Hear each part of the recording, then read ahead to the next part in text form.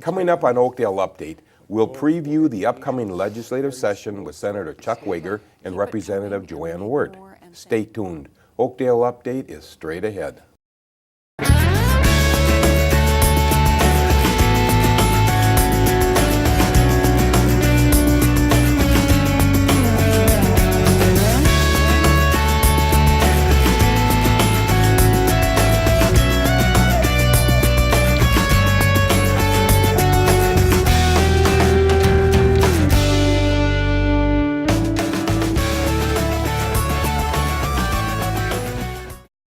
Hello and welcome to Oakdale Update. I'm your host, Frank Orsello.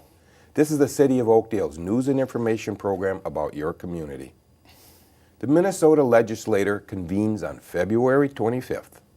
Later in the show, we'll preview the session with Representative Joanne Ward.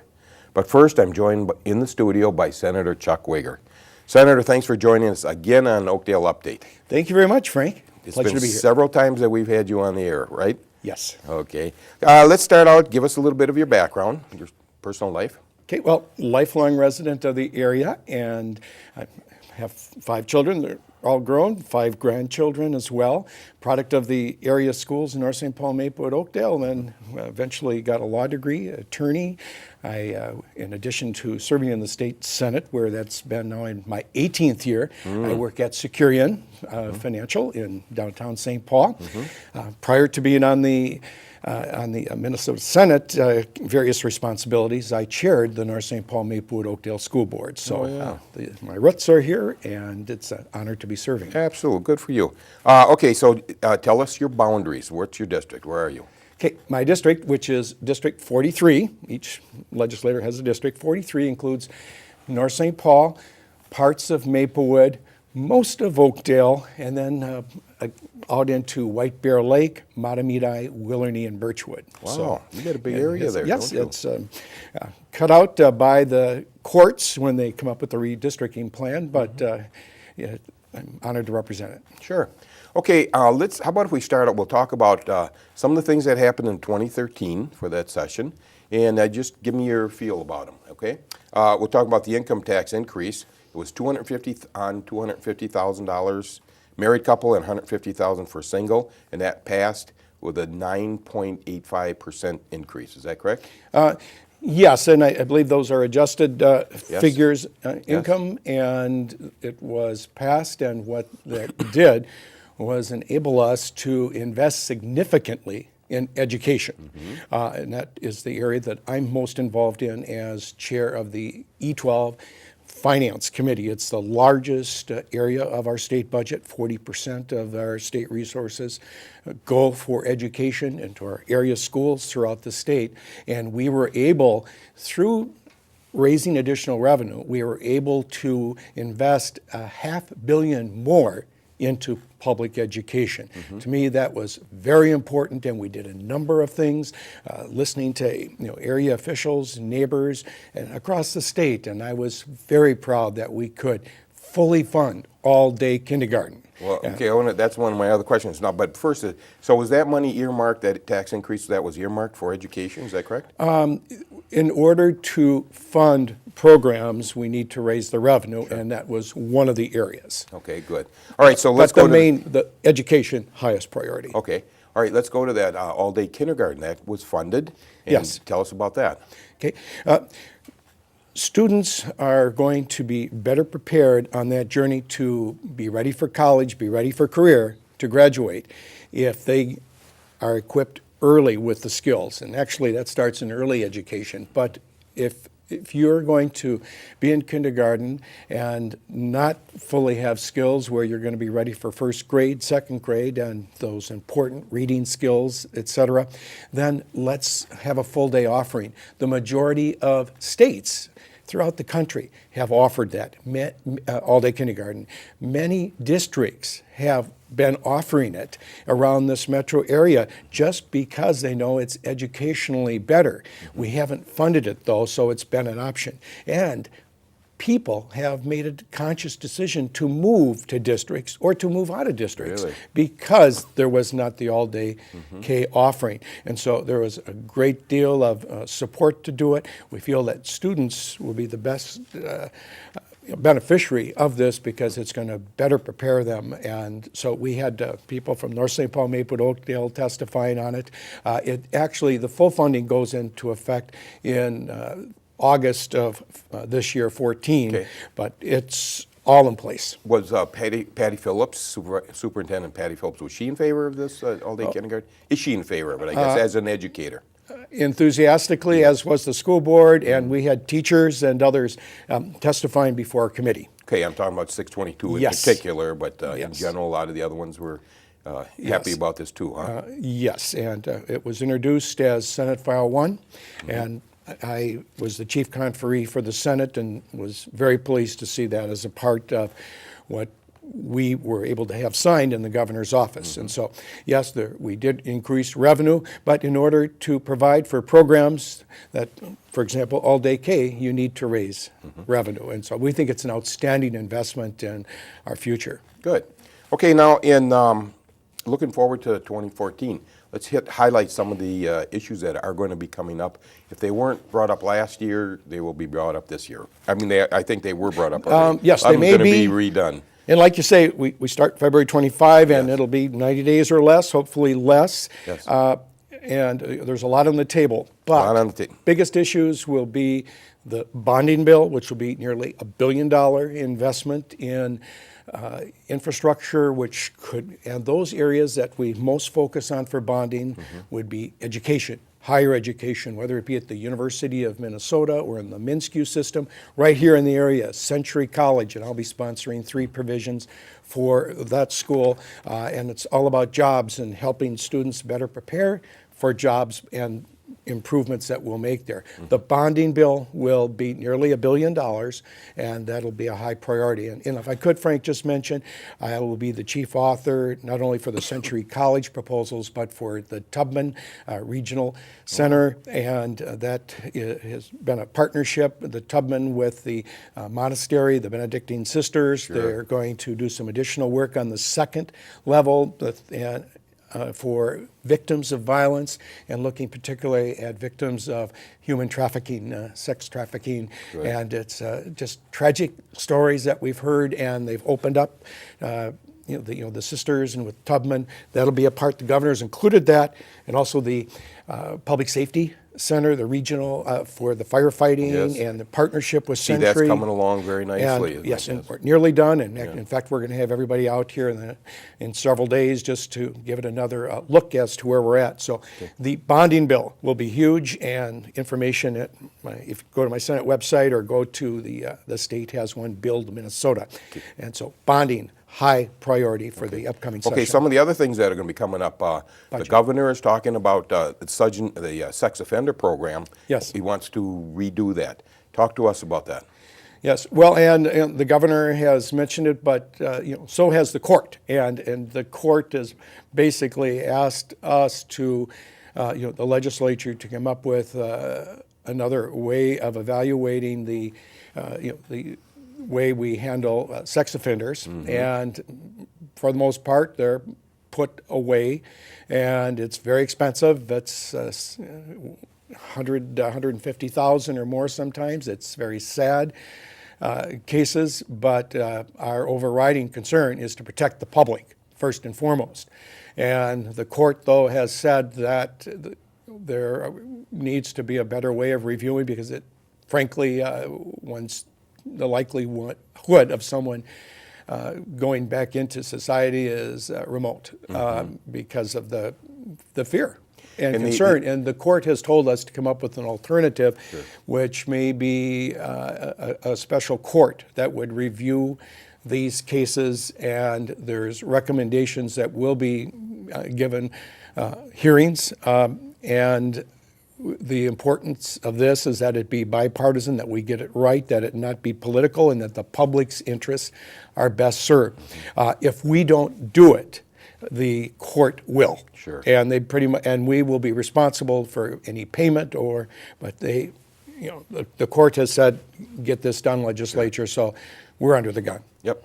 Now, another thing, Governor Dayton's on-session thing he wants to get going here. Now, you want to talk about that, the on-session, it's called. Yeah, on-session, let's get rid of rules, regulations, or statutes that might be outdated, unnecessary, and reflect on that. And that was part of the spirit originally when we went to the even-yeared session to reflect on the laws that we have. We pretty much have a budget in place, and I'll talk, though, we may have a supplemental.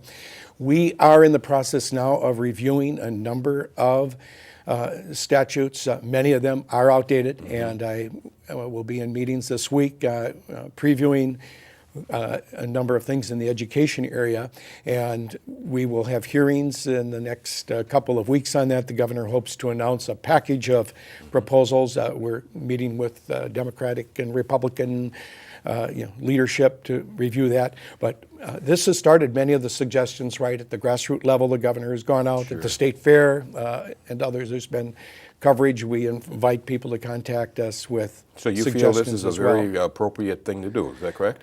Yeah, I think it's always appropriate to review what we're doing, and especially if something is outdated, to repeal it or change it. And so there will be changes, and it's a matter of how much we're going to change. But a number of proposals are being vetted right now. Right. Another thing I want to touch on is the marijuana, medical marijuana. Yes. It's happening all over the country, and what do you think? How are you looking at this one? Well, I guess a couple of states that, Colorado and, Washington, as we watch the Super Bowl, I guess we're reminded those states, do, have legalization. And there's been other rollouts of programs. The governor has expressed concern about the legalization, and I would share those concerns.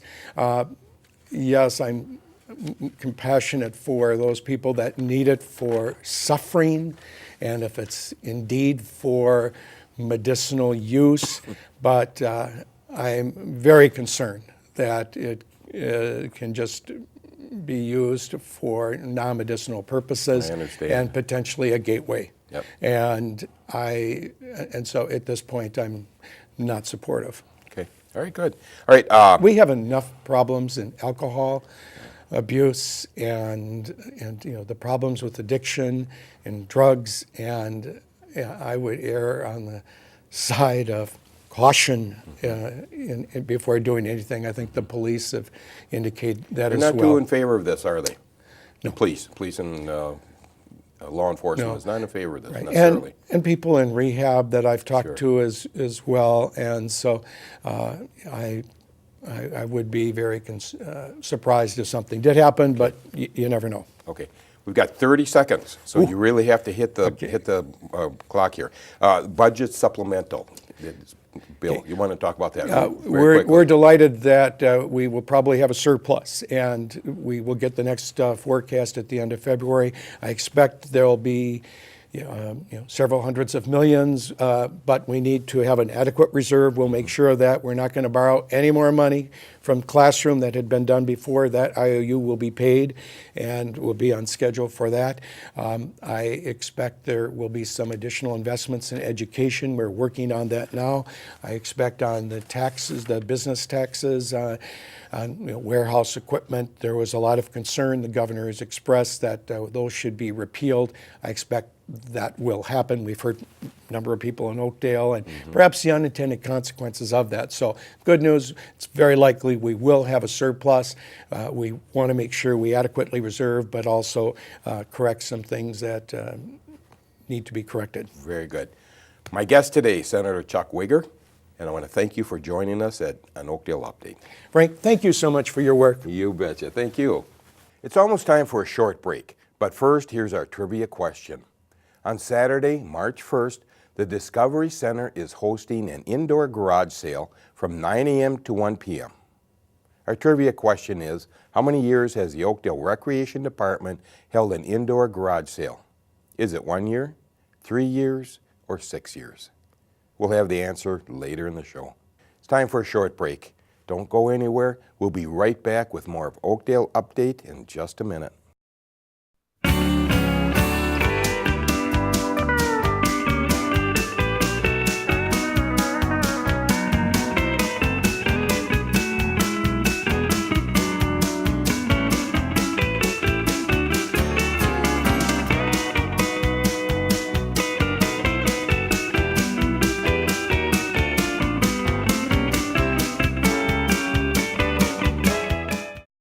Welcome back to Oakdale Update. Earlier in the show, I talked with Senator Chuck Wigger. Now I'm joined by Representative Joanne Ward to get her thoughts on the upcoming legislative session. Representative, thank you for joining us on Oakdale Update today. Thank you. I'm delighted to be here. Okay. Well, let's start out with tell us a little bit about yourself. I know I've interviewed you before, but we got a new audience and everything, so tell us a little bit about yourself, background. Okay. Originally, I was a high school teacher and taught in Seattle, Washington. And then my husband took a job at 3M, and we moved here. I stayed home with children for a few years. And then I started selling real estate, residential real estate, 17 and a half years. At the end of that time, I was finishing a master's program in organization development, focusing on systemic change, and especially my special interest was schools. Okay. So I worked as an independent consultant for quite a few years, and then in that process, I was volunteering for the county with restorative justice programs and youth interventions, and fell in love with it. So I found a job as executive director of the small nonprofit in restorative justice, working primarily with youth in the schools and in the courts. So how did you get interested in politics? Always been in the background, and something that my husband and I particularly started doing a lot more of in more recent years. Okay, so you ran Representative Slawick's district, is that correct? Correct. Okay. All right, now, so tell us, what is your district exactly? District 53A is the northwest part of Woodbury, so it's really the older part of Woodbury. South Maplewood, South Oakdale, all of Landfall. Okay. Into Oakdale, how far does it go? Just up to 10th Street. So it's okay. the bottom two precincts in Oakdale. That's a pretty good population area. There's It a lot is. of people there. It is. A lot of people there, and Maplewood goes, South Maplewood actually goes quite a ways north as well. Okay, so let's talk about last session, 2013. Sure. And I just want to hit on a couple of things that, passed or didn't pass. One of the things was just the cigarette tax went up $1.60 a tax. I mean, is this to get people to quit smoking or to raise a lot of money?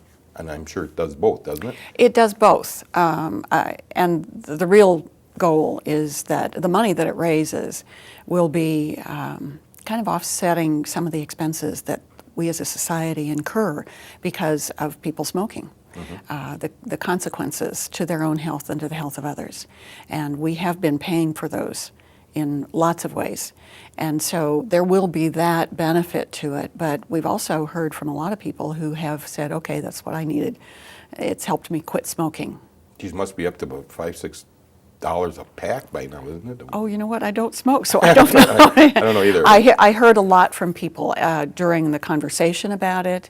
After it passed, it kind of went away. People either decided to spend the money or quit smoking. Yes.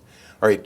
Something that was all-day kindergarten was funded at the last session. You want to tell us about that?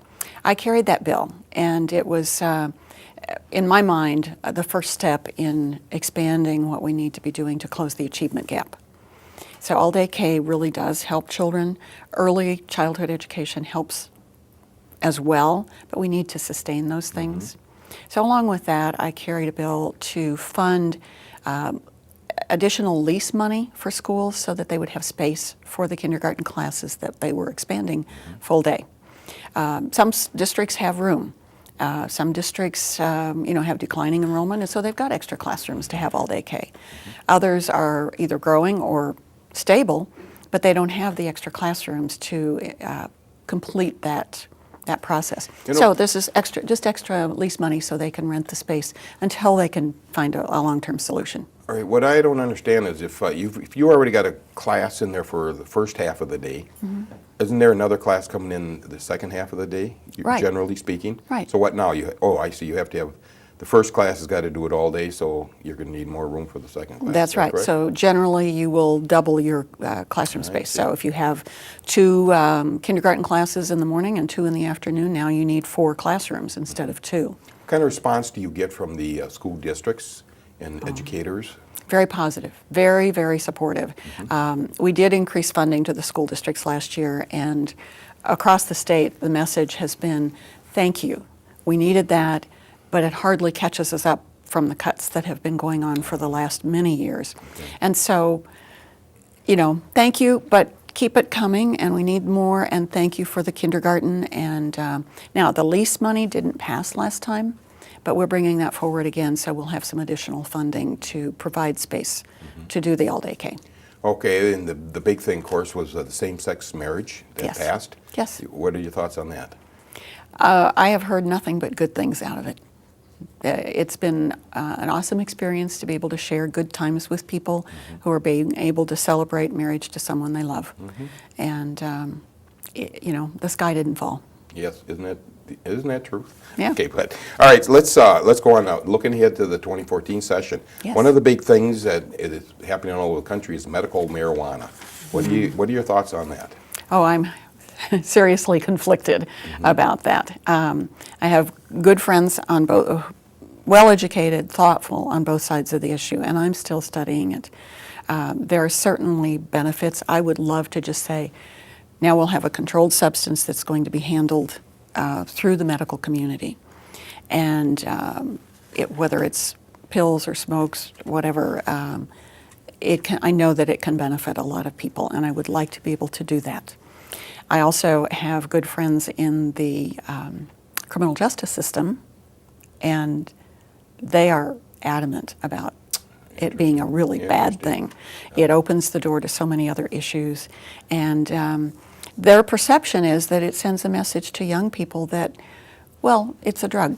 You know, I mean, it's a medicine, so it's okay, it's safe. And of course, one of the issues is the supply. How do you manage it? How do you control it? How do you keep it safe? So The good thing it's is so many complicated. other states that are getting into it. I guess you people get to study the results and see what happens, huh? Exactly, exactly. And you will be watching this closely, Oh, I'm it's sure. being studied extensively on both What do you sides. hear from drug treatment programs? What do they say about it? I think there's mixed reviews on that as well. It is, okay. Not a clear-cut answer. It's complicated. Okay, good. All right, so let's talk about, Dayton's on session. Yes. You want to talk about that a little bit? The goal is to make government more efficient, more streamlined, and to get rid of outdated and unnecessary laws. I'll give you a quick example. I heard the other day that there is a law, and I don't know, I've asked to get the information on this, but this would be an example. I heard that there was, from the early years of the state, a law in the books that says that Anglican cathedrals are required to have a chapter, an organizational chapter. You know, the Catholic basilicas, no other organization has that. And we talk about separation of church and state. I mean, what's that doing there? Interesting. You know, Interesting. yeah, it's very antiquated at the very least. Sure. So that we're just going to find something. We've found a lot of things like that already, and it'll be very easy to clean them up. And I understand that they want to do a little bit of rewording, some extensive and Yeah. deep, heavy-duty terminology, and try and get rid of that, right? Yes, yes. That's part of it, too. Yes, that's part of it. I think that this is certainly not once and done. This is something that we need to be working on all the time. Good. And I think just the unsession kind of focuses on, it's time to clean this up. And I think we've all encountered laws over the years where we think, what were they thinking? Well, in their time, maybe they were the right thing to do. Exactly. They're anachronistic. It's time to clean things up and make it efficient and effective. Absolutely. Let's talk about the, first of all, the stadium funding. There seems to be some problems with money and our money that we have to come up with. What do you think about this? That's something that I have not been as connected to.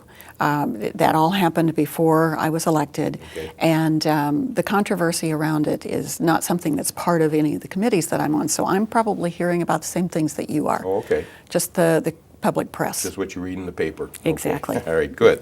All right, now let's talk about the bonding bill, and that's coming up again. Yes. So you want to talk about that a little bit? I think we have a really good chance of getting some good things done with this bonding bill. It will help with infrastructure. It will help create jobs. It'll do the kinds of things that a lot of communities all over the state want. The Senate and the House committees have been touring the state and viewing all of the proposals.